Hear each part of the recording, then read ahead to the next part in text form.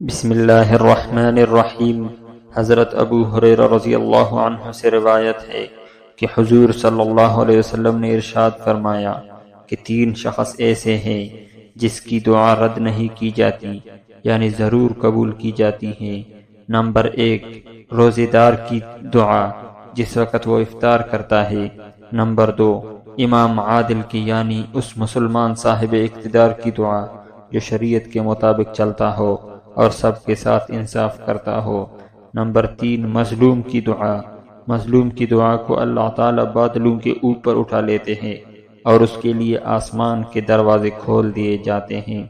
حضرت ابو ہریرہ رضی اللہ عنہ سے روایت ہے کہ حضور صلی اللہ علیہ وسلم نے ارشاد فرمایا کہ 3 دعائیں قبول ہے، ان کی قبولیت میں کوئی شک نہیں۔ والد کی دعا، دوسرا مسافر کی دعا، تیسری مظلوم کی دعا۔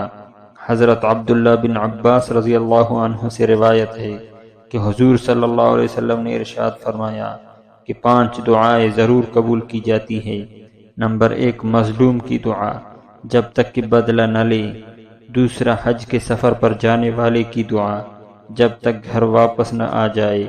نمبر 3، اللہ تعالیٰ کی راہ میں جہاد کرنے والے کی دعا جب تک لوٹ کر گھر نہ پہنچے۔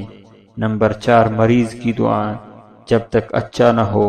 نمبر 5، ایک مسلمان بھائی کی دعا جو دوسرے مسلمان بھائی کے لیے اس کے پیٹھ پیچھے دعا کرے۔ ان دعاؤں میں سب سے زیادہ جلدی قبول ہونے والی دعا وہ ہے جو ایک مسلمان بھائی دوسرے مسلمان بھائی کے لیے کرتا ہے۔